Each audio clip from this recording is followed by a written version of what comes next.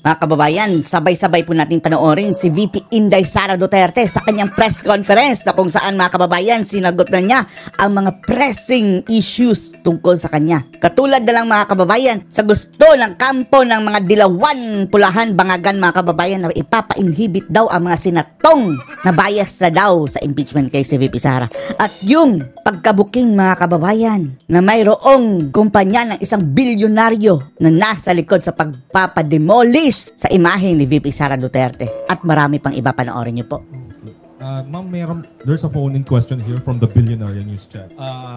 Comment lang po, they are asking your comment regarding dun sa report ng OpenAI, the mother company. Eto na yung tinapik natin mga kababayan, no? The PR firm of Yossi, mga AI na nagko-comment. The son of Yossi Tanco, a billionaire, is behind the anti-Sara Duterte post online using ChatGPT platform.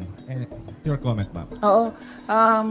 Actually, hindi lang yung kay Tanco, no? Alam na pala ni VP Sara, mga kababayan. Kumpanya na nagpapatakbo ng programs na anti-Sara Duterte online. Anti-Duterte. Anti-Duterte pro BBM. Panay-puri sila kay BBM mga kababayan at maging kay Lisa Araneta. Gorgeous, beautiful daw si Madam Lisa mga kababayan, sabi ng mga AI. Online, no? Meron pang mga ibang kumpanya na alam namin na ganun yung ginagawa nila at alam din namin na bayad sila. Meron pa nga daw aside doon kay Tanco, mayroon pang taga Rwanda. Kaya ako nagsasabi lagi, no, na yung ginagawa sa akin ay threats, harassment, and intended to disqualify me from the 2028 presidential elections. Kasi tulad niyan, tingnan nyo, noon may TRICOM ba ang tawag nun? Tawag nung hearing, Quadcom, tapos may TRICOM. Lahat na ng mga com mga kababayan. For fake news, yes. May TRICOM na for fake news. Pero kung makikita nyo, ang mga tinawag nila doon ay mga lehitimong owners ng Facebook account using their freedom of speech and expression. Mga totoong tao. Social media personalities. Hindi mga peke. Nagbibigay ng kanilang opinion na hindi naman bawal sa batas. Samantalang yung mga gumagamit ng AI, lusot. Nakakalungkot kasi yung kanilang opinion pro-Duterte, pro-Sara Duterte, at yun ang iniimbestigahan. Pero ang mga tulad nito na mga kumpanya na ang negosyo nila ay gumagamit ng mga program yan dapat troll farm ng isang tao ay hindi man lang kahit isang beses tinawag doon sa TRICOM na investigation. Namimili lang kasi sila ng mga kababayan iimbestigahan. Itong lahat ay lang talaga, politika. At harassment sa mga kalaban sa politika ng administrasyon. Hindi na yan ang galing sa amin, sir, ha? Sa OpenAI na, kay Sab Altman. Panggigipit ang ginagawa sa amin. With all the documents, mga kababayan, ha? Kaalyado namin, tumatahimik na lang. Yan talaga, tulad nung pag-amin ng mga congressman na may natanggap silang pera, kapalit ang signature, yung nilabas ng OpenAI. Nakita natin mismo yung dokumento mga kababayan ng OpenAI. Isang kumpanya na involved andun starring si BBM ng mga tao ay hindi galing sa amin. Galing na sa universe. Para lang ipakita sa mga tao na ang kampanyang iyon na Common Sense na connected sa mga kababayan, yung PhilAm, PhilCare, tapos STI. Wow, STI. Administrasyon, puro politika, walang trabaho. At ngayon gusto pang i-blame, no, sa akin ang bagsak na ekonomiya ng Pilipinas. Sasabihin pa ng mga di umano yung mga business club mga kababayan na Makati. Kung hindi ma-impeach si Sara, walang accountability o hindi nagaganda ang ekonomiya ng bansa. Yun pala mga kababayan, yung isa sa mga naninira kay Sara, yung Common Sense. Mukhang sa Makati yun naka-based. Isa siguro yun mga kababayan sa nagsabi noon. May follow up there? Kat? Do you intend to file cases against that company? Hindi na ma'am, sobrang napahiya na siya doon nung nilabas yun ng Oh. AI. Sabi pa mga kababayan ha, ang kampanyang iyon mga kababayan, ang laging kinukutya sa kay VP Sara, mukha daw si Fiona ng Shrek. Samantalang yung pinakita yung mukha mga kababayan doon sa Billionaire News, mukhang si Donkey daw mga kababayan, sabi ng mga netizens. Mukhang donkey. I mean, nasana yung credibility mo Wala na. as a service provider nung sinabi na ganyan yung negosyo mo. Mm. So, ano pang... Pero dapat kasuhan, no? Pero Ano pang- hindi pwedeng magkaso si VP Sara Duterte, mga kababayan eh. Dahil habang hindi siya pwedeng kasuhan, mga kababayan, hindi rin siya pwedeng magsampa ng kaso dahil sa immunity. point na kasuhan ko siya. Later na lang. Nakakahiya na. Mm. Yung napahiya na siya doon sa Walang nangyari. walang hiya yun, ano eh. VP. Nakita ng buong mundo yung kahihiyan na ginawa niya. Just Sabi ng speaking of netizens, AI, donkey. meron pong video ngayon na shinare daw si Senator Bato and si Vice Mayor Baste claiming na it's an artificial intelligence. O yan mga kababayan, huwag kayong kumagat ha. Nung una natin nakita yun mga kababayan na AI na nagsasabing pro-impeachment sila. Sabi natin patibong na naman ito. Patibong na naman ito. Ito rin si Bato mga kababayan.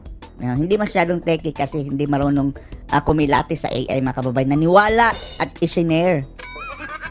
Yan talaga ang kanilang gusto mga kababayan para mabitag, para pagmukhaing osyo nga. Iba na ang mga AI ngayon mga kababayan eh. Generated AI in support of you. Your comment po doon sa... Patibong na mga nangyari bangag daw na po naman yung yan. Nung AI-generated video.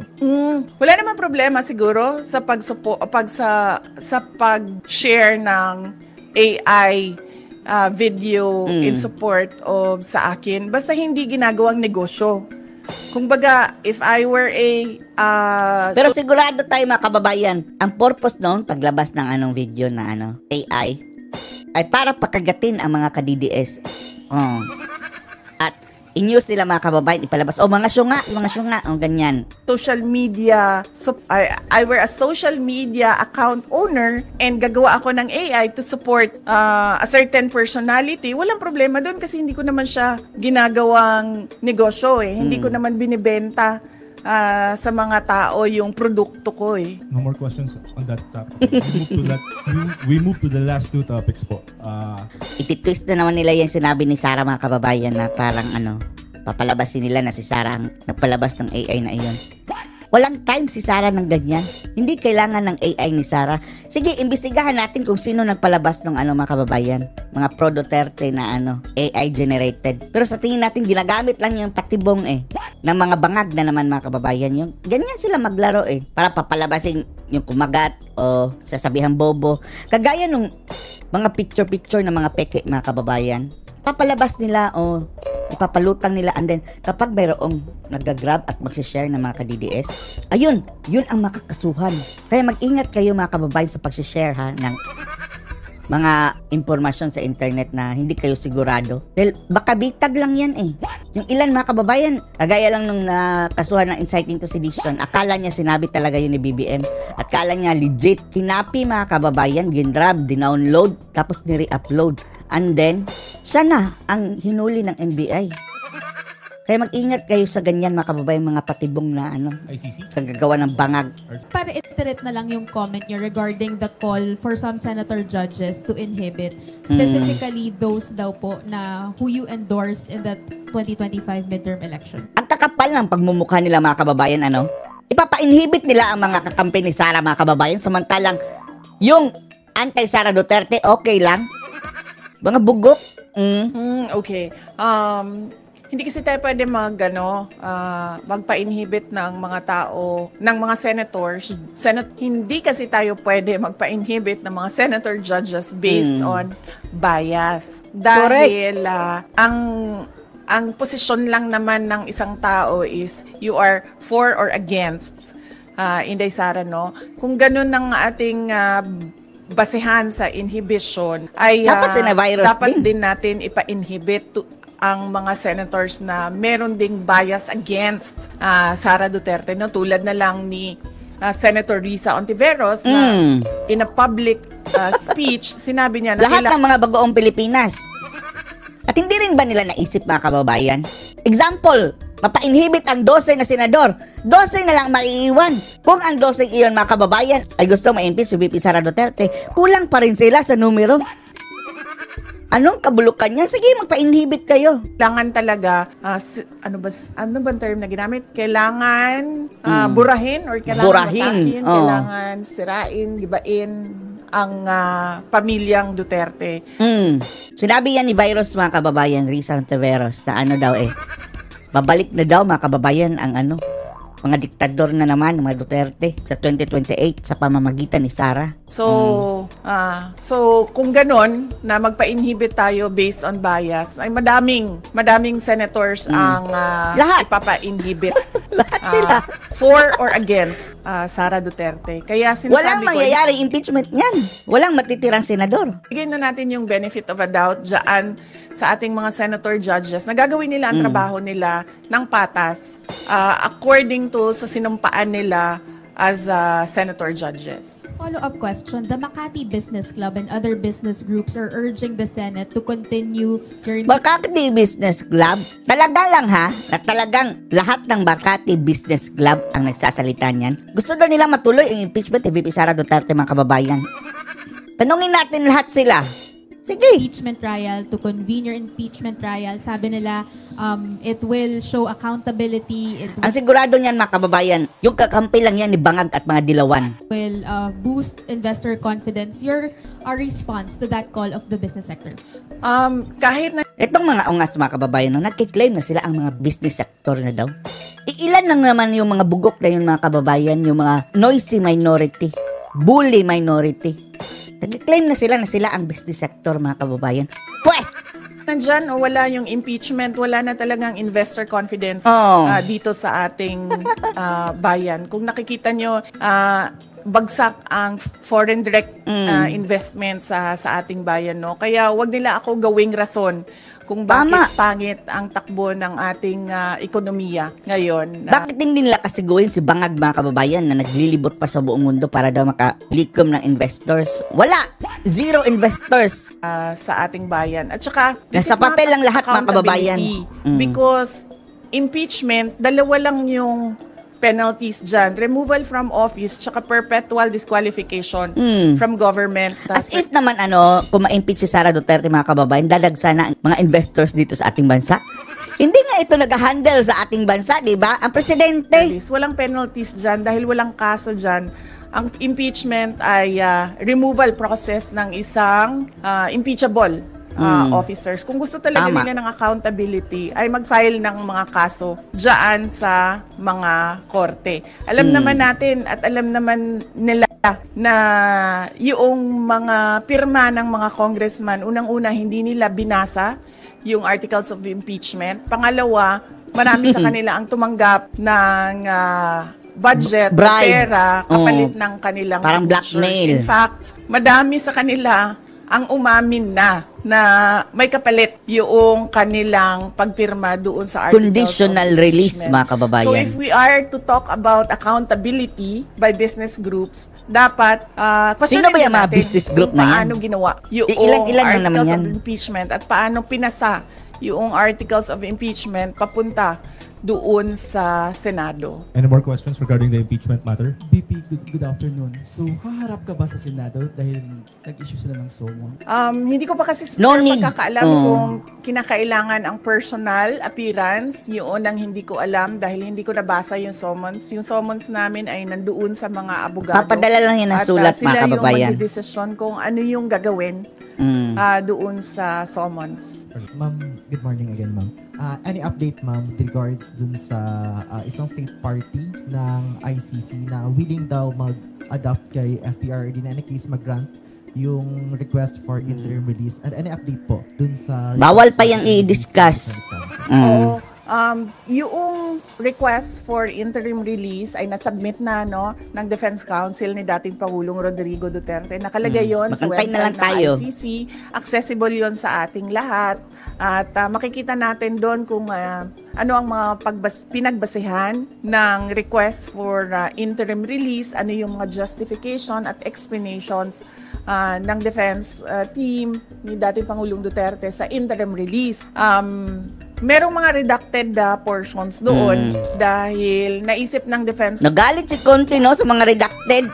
So nga ka ba, Conti? Parang hindi abogado si Conti, team no? na kailangan maging confidential yung ibang impormasyon doon. Pero yun ay available naman sa prosecutors, sa judges, and ang pagkakaalam ko, available din siya doon sa representatives ng mga biktima. Yun lang. So ano pala yung pinagnangakak ni Conti, mga kababayan? Propaganda para sabihin mayroong kababalaghan. Yung Mayroon daw under the table, mga kababayan. Yun pala, available naman pala sa, sa mga biktima na di umano'y nire-representa niya. Ang katanungan talagang, nire-representa mo ba ang mga biktima talaga? Bakit hindi mo alam? Baka nagkiklaim lang siya, mga kababayan, na siya ang nagre-represent ang mga biktima. kung ano yung nalalaman natin lahat sa publiko, yun lang din yung maibigay ko sa inyo na information. Yung iba pa ay kailangan tanungin at sagutin na ni Attorney Nicholas Kaufman. Ma'am, any update dun sa oath-taking ni FPRRD? Or any case, ma'am, before ba ng June 30 possible na ma-release na si FPRRD? Nakikita niyo pa yung possibility? Depende sa judges. 30? Apo. Wala kasing binigay na timeline. Walang binigay na timeline yung lawyer. Pero lagi niyang sinasabi, we are hoping that it will be granted the soonest possible time. Yan yung lagi niyang sagot kapag tinatanong siya about interim release. Doon sa oath-taking, hindi ko alam kung ano yung discussions niya. Iba din ang mga abogado ni dating Pangulong Duterte sa oath-taking niya. Mga Filipino lawyers kausap niya at nag-aasikaso ng kanyang oath-taking. Ma'am, you have any idea dun sa non-filing daw po ni FPRRD nung kanyang sources sa COMELEC? Baka may discussion kayo with the local... Ang mga abogado na natural, kinulong nyo eh. Alam nyo, mga kababayan, hanggang ngayon, parang si Lalay na buhaya si Carlo Nograles na nag-aantay na ma-disqualify si PRRD dahil siya ang second. Hanggat hindi umaabot ang June 30, mga kababayan, nakakita ng kaunting pag-asa si Carlo Nograles, yung animal. Then after June 30, kung hindi makaka-serve si Tatay Digong, mga kababayan, si Baste na, yung vice na. Lawyers niyo po. Ang pagkakaalam ko ay kailangan ng oath yun at hindi sila ata makapag-file kasi walang oath. So ang ginawa ng lawyer ni dating Pangulong Duterte ay nagrepresenta siya para kay dating Pangulong Duterte doon sa COMELEC. Last 2 questions. Sige ma'am. Go ahead! Bilisan nyo, media. Good afternoon po.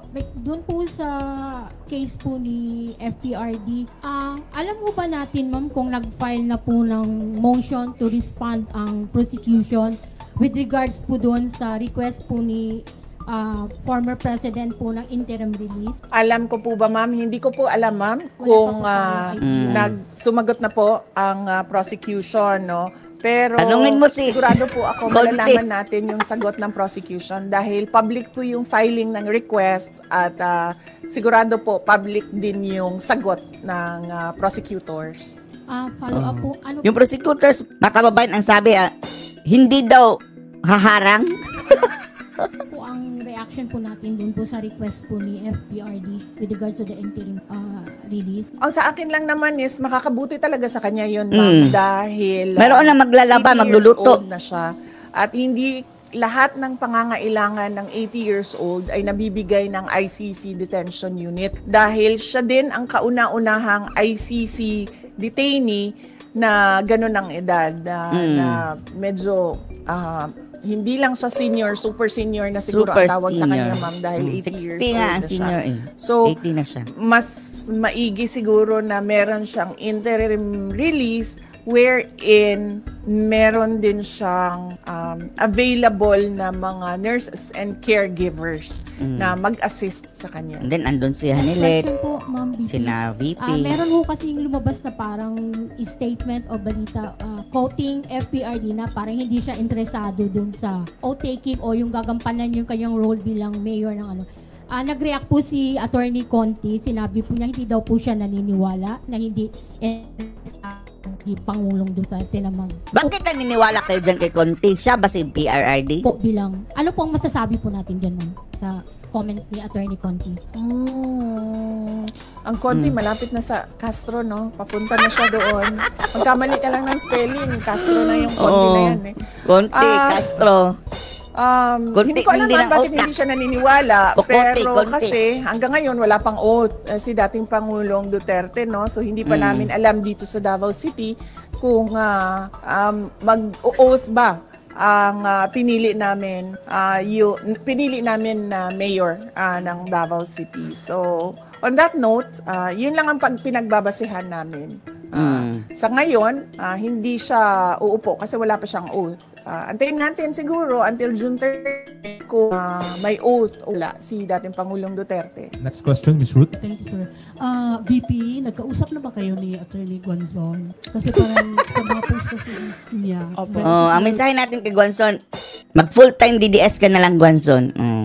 Ang sabi nga ni Joey, mga kababayan, kapag mag full-time DDS na daw ito si Guanzon, posible siyang nanalong senador sa susunod na halalan. Willing to act as your spokesperson. Yes, oo. Nag-comment na rin ako na nagpapasalamat ako sa pagtulong at suporta ni Attorney Rowena Guanzon. Pwede kakampi na lang siguro, mga kababayan. Hindi naman katulad din na bangag itong si Sara na kukuha na kagaya ni na Claire Castro. Aminin natin, matalino si Guanzon, mga kababayan, pero hindi ito yung mga tipong kagaya na Guanzon, ganyan ka-agresibo ang kinukuha ni Sara. Ang kinukuha ni Sara, mga kababayan, kagaya ni na FOA, di ba? Yun ang talagang mga kababayan, mga kalibre ni Sara. Si Guanzon, okay lang kakampi. Kakampi na lang. Pero sa ngayon kasi kung napansin niyo, walang spokesperson ang Office of the Vice President o kahit ako man. Kaya hindi ko rin masagot yung tanong about sa spokesperson. Hayaan na lang natin si Guanzon, sabi ni VP Inday, mga kababayan. Mag-talk ka lang ng mag-talk. Go ahead. Matagal na kami walang spokesperson at hindi na papag-usapan sa Office of the Vice President ang magkaroon ng spokesperson. Thank you, ma'am. Second po, si Mayor Baste, inappoint siya as president ng PDP Laban. Napag-usapan ba sa family, VP? Hindi. Ngayon ko lang, actually kanina pagbigay sa akin ni JC ng information, doon ko lang nalaman na inappoint siya as acting president ng PDP. Na paano na pala si Robin? Pinalitan na si Robin? Laban. At hindi kasi ako member din hanggang ngayon ng PDP Laban, kaya hindi ako makakomment kung ano yung desisyon ng partido with regard to their internal matters. Internal matter na yan Are you expecting, upon Baste's assumption as acting president ng PDP, are you expecting that she will invite you as part of the PDP? Matagal ako invite, ma'am, sa PDP na nandito pa si dating Pangulong Rodrigo Duterte. Last year, July, nung nag-resign ako sa Department of Education, inimbita na ako ni dating Pangulong Duterte. At sinabi ko sa kanya na pag-iisipan ko. Lumipat ka na, VP. Wala na siya, mga kababayan, isalak kasi MDC. Kinuha na ni Tambaluslos yung partido. At ang kanyang partido ngayon is HNP. Hugbong ng pagbabago. Local, lang yan, mga kababayan, party. Hindi talaga national. So, kailangan ng PDP. Pero hanggang ngayon, wala pa akong decision, ma'am. Mainly because wala pang election. Next year, sabi niya, December. Nakita niyo naman yung nangyari sa akin, ma'am, di ba, no? So, parang ayaw ko nakausap yung mga politiko. Lalong-lalo na pag magkasama kami sa isang grupo. So, wala naman, I have nothing against everyone. In general lang sa akin. At mas gusto ko yung ganito ako, yung sinasabi ko lagi. Para itong, mga kababayan, the lone wolf, si VP Inday, one-man army. I'm single and ready to mingle. In terms of politics. Kesa sa yung nakatali ka sa loob ng isang... Pwede rin namang maging siya, mga kababayan, independent, and then mayroong a-attach sa kanya ng mga partido. Kagaya ng alyansa ng Bagoong Pilipinas o alyansa, mag-aalyansa din kay VP Sara. Grupo. So, hanggang ngayon, ma'am, wala pa akong desisyon kung papasok ako ng PDP. Last question, Kat. Ma'am, puwing na siya. through the process lang nung pag-select nung third country that host former President Duterte, should the interim release be given? Ano po yung considerations na tinake Tanungin mo sa for abogado. you to pick which country? Hindi ko alam eh.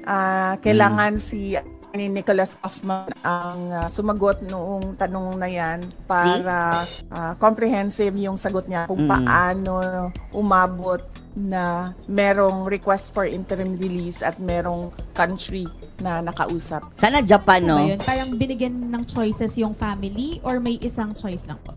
Walang binigay na choices sa family at walang tulong siya galing sa ICC. Lahat ito ay tulong lang galing sa grupo ni dating Pangulong Rodrigo Duterte. Okay, thank you, ma'am. Thank you! Thank you! Anong masasabi niyo dito mga kababayan? Post your comments. Huwag lang kayong gumalaw. Post your comments below.